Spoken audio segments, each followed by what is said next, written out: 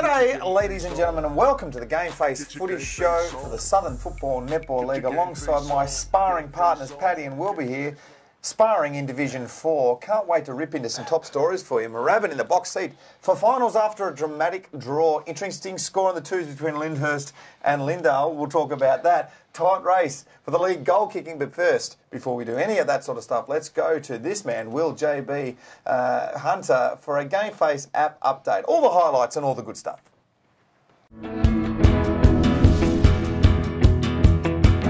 We give 80% of our profits back to the community. G'day guys, well it was a cold and wet winter's day on Saturday, but it certainly produced some interesting results. Let's take a look at all the latest with a GameFace app update, proudly brought to you by Bendigo Bank, Caulfield Park. Now remember, just by getting an obligation-free insurance comparison, you can go into the draw to win some grouse prizes, including a $500 Flight Centre gift card, so contact the team at Bendigo Bank, Caulfield Park to find out more. Now the draw was a big talking point in Div 4 this week, with Moorabbin and Frankston unable to be split after 4 quarters of footy. And it's a vitally important 2 points for the Kangas, who are now in the box seat for a finals berth, while Frankston now miss out on the double chance, unfortunately. In other results, Hallam thrashed Dandenong, South Yarra were too good for CPL, and Lyndhurst kept the Pumas goalless in their big win under lights. In the twos, and would you believe it, Lyndhurst went goalless and still knocked off Lindale in a remarkable scoreline at Marriott Waters. Conditions, though, it must be said, were horrific by all accounts, with torrential rain making it tough for both players and spectators alike. The Hawks, Dolphins and the Yarras were the easy victors in the other games. Now there's a tight race for the goal-kicking title in the seniors with 1 round to go. Alex Wilson from CPL, he leads away with 55 majors, but Lyndhurst big man Hamish Browning is snapping at his heels, just 1 goal behind. Hallam's Greg Kerr's on track to take out the trophy in the twos, having notched his half-century over the weekend, and he leads a trio of Dolphins in the race there. Now remember guys, there's plenty more to see on the GameFace record app, including all the live scores, the ladders, post-game interviews and the popular footy shows, with all divisions of footy and netball covered. So make sure you download the GameFace record app for free from the App Store or Google Play. Get your GameFace on. I really love those GameFace app updates. Very weather girl of you, JB. Looking very good. And you've lost a couple of kgs. Or put some on. I don't know. Probably put some on, I reckon. It was a dramatic draw. Alters the finals race, apparently. Moorabbin drew with Frankston 7-8-50. That's all I have to say. They both must have kicked 7-8-50. Is that right? That's how draws work, mate. Yeah. But the breakdown of goals and points, 7-8-50 versus 7-8. Yeah, that's it. Spot on. I'm just reading the sheet in front of me and it says 7-8-50, ladies and gentlemen. It doesn't matter. It was a draw and these two boys are going to talk about it. Well, I sure as hell didn't see that one coming. I mean, no. Frankston led for most of the day, Paddy, and yeah, Moorabbin, they got them late. I mean, they had a handy lead and 2 goals to 2 behinds in the last quarter. Bit of a worry there for Frankston. They're if they're wanting to, really push for that premiership, that's probably not good enough. But full credit to Moorabbin. That is a fantastic result for them. Yeah, at 3/4 time when you're looking at the scoreline, you're not expecting that. Frankston 10 points up. You'd think that's when they put their foot to the throat and just run away with it. And Moorabbin fought back hard, clearly kicked two goals late and got the draw. Massive where it sets up the rest of the season with one round to go. Oh, so bloody oath. It's huge. I didn't see that at all. It's amazing what the group psyche of a team will do to the outcome of a game. I mean, you've got, obviously, an individual can get the yips, maybe it's a golf swing, maybe it's tennis, it doesn't matter. But with a football team, one mindset can really be like a cancer for the rest of the side. Yep. Yeah. And if things aren't going well and you are looking at that 3/4 time score, you get a little bit nervous. It just spreads, doesn't it? And it's hard to get out of it. Frankston, they'd be dirty. Well, they would be, especially their last month. They've had 1 win. 1 win, now 1 draw, 2 losses, and they go into a game against Lyndhurst this week. So, they were a side that 4 weeks ago they were pushing really hard. They were right up there, and you just love this time of year, Paddy, though, don't you? You start to go, well, the permutations, who's going to be playing. We need to play well if we want to finish top, and the double. That sort of stuff plays into it, doesn't it, Will? 100%, and they say that pressure makes diamonds, and I don't think that Frankston over the last month has really passed the litmus test. They've given up that second spot. I was going to say meekly, but that's probably not the right word to use. They've allowed South Yarra into it. They've all but handed Moorabbin a berth into finals. I'll tell you what, Hallam will be absolutely livid with that result because that's put them on the back foot when they looked an absolute shoe-in for finals just 7 days ago. Well, we sat here last week saying it was done and dusted. The top four was set, and yeah, we've had mud thrown in our face. But that's a fantastic thing. It's fantastic for the division. So anything can still happen from here with results. And if Hallam come out and fire next week, anything could happen. So you never really know. But it's interesting. It's really, really interesting how everything's panning out. Yeah, for sure. And it was obviously a massive day there for the Kangas, Robbo. Celebrating 40 years, it's their 40th anniversary, 1979 to 2019, which is a fantastic achievement for the footy club that sort of battled a little bit over the last few years, but obviously a little bit of history there. Jamie Hutchinson played his 150th game, I think, in the twos. He's been a fantastic servant for the club, so big day there, and good that they're actually starting to get a few players back as well. Moorabbin, Barker in the ruck, and Johansson's now starting to play a little bit of play into a little bit of form, and they're not far off getting Zanik Hostelic back as well, which will be a massive, massive boost for the club. And all of a sudden, positivity's all of a sudden back there at Whittick Crescent. Anything can happen with them over the next few weeks if they can get it right. They've shown throughout the season that their best footy is up to challenge anybody. It's just the difference between their best and their worst is massive. So, what do we take out of Frankston then? As you said, their record over the last month hasn't been flash, and obviously the result on the weekend not ideal either. Are they still a premiership? Are they still a premiership threat if they can get it right? 100%. You said before that that South Yarra, or that Frankston gave it up to South Yarra. I reckon South Yarra's probably ripped it out of their hands. Is more the thing. South Yarra are absolutely coming. Frankston on their days, a challenging side. They're a really challenging side, and they can really compete with anybody. But next week's, or this game coming up, is probably going to be the real test for them. They need to come out and really prove something. And I thought they were going to do it this week against Moorabbin, and clearly they didn't. They really need to show up some fight and some want coming into finals. And a side with their back against the wall can do anything. So they could be scary. Well, if pressure makes diamonds, as they say, which you so eloquently put, I like that one. In Frankston, if you had pressure, you'd be a diamond in the rough, wouldn't you? GT. Terrible. I'm a father. GT's and Dad jokes. Couple of games to talk about. Hallam versus South Yarra. The Yarras, you said, Paddy, they are coming. They've been pretty good, haven't they? Their last month of football. Oh, their last 14 weeks has just been phenomenal. The only loss they've had is to Lyndhurst, and then they've caught them, on the back. So, their only loss was to Frankston, I should say, in that time. They've beaten Lyndhurst twice. They've done everything that they could have done. They had a little bit of a slow start at the start of the year, and they've just gone bang, bang, bang since then. Everything's going right for them at the moment. And a run like that coming into finals really gets you up and about. Scary for other clubs. Yeah, absolutely. And CPL taking on Moorabbin. We'll get into these games a little bit later on in the show, but those are the two games that will decide who plays finals. And, when we thought it was a fait accompli a couple of weeks ago, it's certainly anything but now. And big test there for Hallam. Moorabbin just need one more win and they're in. Yeah, well, you look at it, there's only half a game in between them. Yep. And with Hallam coming up against South Yarra, they really need to force a win here. A result keeps them in, but unfortunately for them, Moorabbin's coming up against CPL. But earlier in the season, CPL beat Moorabbin, so it's exciting. It's probably the most exciting lead into a finals campaign that's happened in the last few years. Well, JB here and I do a lot of footy shows for the GameFace crew. Is that my new nickname now? Is that what we're running with? That's what I'm going with. Right. That's this week anyway. We'll go with JB. It just rolls off the tongue. And all year round, it has been Lyndhurst all the way in this division, and you sort of go, well, who else can challenge? Over the last 5 weeks, I'm getting more and more interested in this competition. I'm like, I don't know, genuinely don't know who is going to go all the way this year, and that's exciting for everybody that's involved in this division. Something else that is exciting, very close to my heart, and I watch it very closely, is the goal kicking. This is very important. You've got to kick the goals, don't you, Wilbur? Oh, absolutely, mate, and you know a lot about that. I do. Goal kicking race between Alex Wilson and Hamish Browning. It's going down to the wire. My word, it is. It looked over a few weeks ago, mate, but tell you what, Hamish Browning's hitting the scoreboard with a vengeance in the last couple of weeks, and he has. All of a sudden he's just one behind. He's caught him. He's on fire. And the scary thing about that is, you know, I copped a fair bit of flack for how I pumped up his tyres last week. But he's done most of it through the midfield as well. Like, he's a big boy to be running through the midfield. And, you know, I think last year he kicked 60 goals with 10 of those coming in the finals.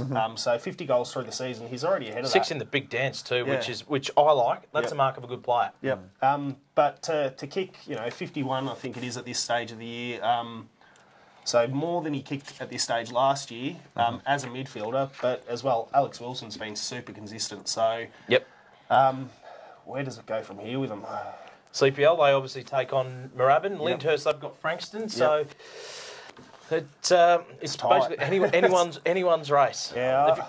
If I was a betting man, I'd go for the bloke who's already in the box seat, one up. You know, you've got a little bit of an advantage coming against Moorabbin, who can get scored against. You know, he might get a couple of cheap ones. You never know. But oh well, we'll keep a close eye on what's going on there. Who's your tip anyway? Oh well, you know, geez, I don't know who's leading at the moment. Wilson. Wilson's leading. I'm going to go with Wilson. Good boy, Wilson. Lyndhurst. I'm going to go with Tide. Just not if you're interested, but I'm going to go with Tide. What's the goal kicking award called? The goal kicking award. The goal maybe. Maybe the Super Boot, I think. We'll just call it the Coleman Medal. Yeah, right. Time for the Coleman. Yeah, I'm pretty sure it is the Super Boot. Yeah. Speaking of goals, Lyndhurst versus Lindale Rezzies on the weekend threw up an interesting scoreboard. I saw it on my Facebook feed actually, Paddy, and I did have a laugh. I wasn't sure whether it was the seniors or the reserves game, but Lyndhurst 0 goals 10 points actually got them the win, which is just unheard of. Lindale, the team that kicked the goal, only got 1 point and they lost. So 1 goal, 1-7 to Lindale. Lyndhurst get the chocolates, Wilbur. How the hell does that happen? I don't know. And honestly, mate, that is as Rezzies as a score as you're likely to see. But, mate, they've missed 10 times at least, not count the ones they put on the full, and they've still managed to get the chocolates. It's extraordinary. I'm staggered, mate. I'm staggered. There's names in the best players, but there's no names in the goal kicking list after a win. And then we go on to the seniors game, and Lindale failed to register a score too. Lyndhurst 13 goals, 10-88, not bad. Defeated Lindale 0 goals 2-2. Extraordinary stuff, Paddy. Yeah, from my understanding, for that twos game, there was 30 mil of rain with you know, a fair bit of hail, and conditions were apparently putrid. And out in that area, southeast, the corridor through there, we know that the just wind a rain belt. It really gets through there and makes conditions very trying for forwards, especially. Anyway, we don't want to badger, we don't want to go on about it too much. We know what Melbourne winters are like, and it's been awful of late. Speaking of not awful, Swivs Locker Division 4 Team of the Week. These guys have been really, really good. And you've picked them apart, you've pulled them out, and you've got the Team of the Week. Why don't you boys read through it? Why don't you kick it off for us, Paddy? All right, from the back line, we've got Toby Dormer from CPL, your mate Tex Merchant from South Yarra, and one of my boys, Jesse Walia from Lyndhurst. Solid. The halfbacks, Cameron Parker from Hallam retains his spot. Brendan Murphy from Frankston Dolphins, he's been super consistent throughout the season, finds himself at centre-half back. He's been in multiple positions this year. I think he was in the ruck last week. Josh Kyle from Moorabbin gets a go on the half-back flank. Very good player. And from the centre line, we've got Gus Turner from Frankston Dolphins. Good name, Gus. Yeah. Very, very good name. How many Gus's around? Jared Murphy from Lyndhurst and Luke Ambler from Frankston Dolphins. Gus Bus. You haven't been doing the your best names either the last couple of weeks, but no, I've dropped off on the names, mostly because there's regular guys going through there, so I'm picking out the same guys every week. But I still enjoy it. I do it in my head. Fair enough. Amen. I don't want to know what goes on in your head, Robbo. Eamon Hanney from South Yarra on the half forward flank. Hamish Browning from Lyndhurst and Nathan Jerram from Hallam. That's a very potent half forward line there, Paddy. It is. And in the full forward line, we've got Alex Roberts from Moorabbin, Sean Fowler from South Yarra with just a lazy 6 on the weekend, and Stuart Levy from Moorabbin. In the rucks, Julian Belfrage, big source from South Yarra. It's been a key to their resurgence in 2019. Charlie Gardner from Lyndhurst and Rory McIver, who's been an absolute standout for Hallam this year, rounding out the followers. And on the interchange, we've got Tom Rogers from South Yarra, Alex Boland from CPL, Matt Jarram from Hallam, and Patrick Tate from Hallam. Good to see both Jarram boys picked in there for the Hawks. That's fantastic. Proud family. Question without notice, boys. Who have you got picked in your mind for the league best and fairest for the year? How many games to go? Yep. One more to go? Yep. You'd probably have someone in mind that's been pretty solid this year, given that we've been doing the team of the week. Swiss Locker team of the week. Steghouse. Yep. Steghouse for mine too. I think there's a couple that could probably challenge, but Steghouse will be my pick, yeah, for sure. Jared Murphy from Lyndhurst will vote poll very, very well. Yep. From all reports, he's had a phenomenal season. But, yeah, Steghouse for me. We'll take it. Well done, boys. He has been in that team nearly every single week. So. Except this week. Except for this week. It's been dropped. That's okay. You can have one. Got to lift, Scotty. Yeah. 10-goal winning wasn't good enough to make it. So. All right, let's move on to the next round. It will be round 18, and it'll be the penultimate round, or will it be the last? The last one. The last round, brought to you by Melsafe. We'll start it off. Lindale, they'll be at home to Dandenong. Who have you got tipped there, Wilbur? This is an absolutely massive game. Obviously, the big ramifications, whoever loses this wins the wooden spoon. You don't want it. Neither side's playing particularly good footy, but you know what? I'm going to lean towards Dandenong. They got the chocolates in the last encounter, and I see no reason why they won't do that again. It's a huge match. Like you look at it and you think, the bottom of the table. But these two sides, the percentage between them, so they're both on one win for the season. Their percentage, I think, was 37 and 38 respectively. Yep. Super close across the board. So I think I might pick Lindale, but only because it's at their home ground in the final game of the year. But it's hard to get up for that sort of game. It'll be an interesting game at that. Hallam, they'll be at home to the Yarras, South Yarra, doing things nicely. This will be a good game. It will be, and obviously Hallam dropped this. Their finals chances are shot, which obviously brought about by the shock result over the weekend. South Yarra, I mean, how do you stop them? As we said last week, they're coming into finals like a freight train, and they are just playing as good a footy as anyone in the comp. The last time they played at this ground, we called this for the GameFace Live match of the day. Only a couple of points separated them. I really want to go Hallam in this because they're going okay, but I think South Yarra in a tight one.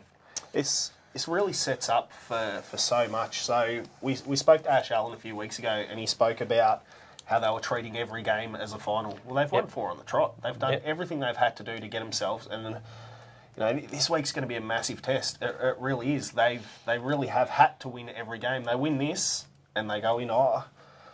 Provided other results go their way as well. Aren't they half a game up? Oh no, sorry, they're half a game out. You're right. Sorry, that's my bad. Good journalism there.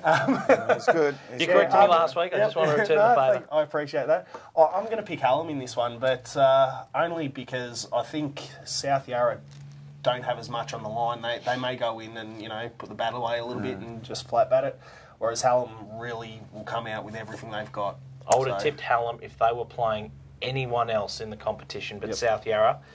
They are the form side, and you obviously want to keep that form going into finals, and especially if you're, finishing top 2 and giving yourself the best shot for a flag. Yep. Geez, tough assignment for the poor Hawks this week. He never has 2 bad weeks in a row, does our JB Wilbur. He's made sure there's no mistakes this week. All over it, Robbo. All over it. Frankston will be keen to atone at home as they take on a very strong Lyndhurst. How's this going to go down? I think this will be a bloody good game as well. We're spoilt for choice this week. Biggest round of the year by a long way. As you said, Frankston, they'll be wanting to bounce back, Paddy, and Lyndhurst, they've got that top spot all theirs, and I think they'll probably restrict them to a manageable total. I think Lyndhurst just. I think Lyndhurst will win this.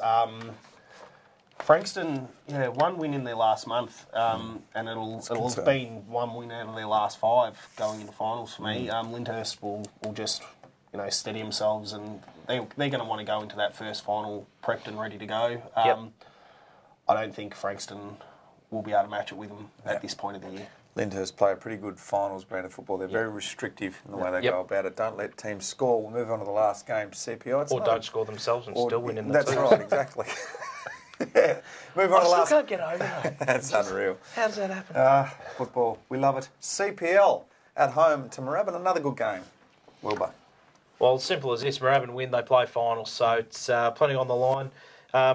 CPL, they'll be looking to, get one final hurrah for Kane Padman, his send-off game. So You know what? I reckon CPL might get up here. I just have this sneaking feeling about them. They might just go and spoil the party for Moorabbin. It'll be a close game. All the games between them will be, decided one way or the other by a little margin. But I've just got this feeling about CPL. Don't know why. I've just got this feeling. Well, they've got a function on, I believe, this Saturday night as well. For their club rooms got knocked over a few weeks ago. That's no good. No, never any good. It's never good when someone thinks it's their right to go in and take stuff from someone else. Yeah. But so yeah, to my understanding, they've got a function. So all the best with that. I hope you raise whatever you need to raise. Well said. I think for me, Moorabbin have just got too much on the line. It's really hard for a side when they can't really get much out of it. It's just they're playing just for the sake of playing, really. Whereas Moorabbin's really got an aim out of this. So Moorabbin for me to take this one, but I think it'll be a close game.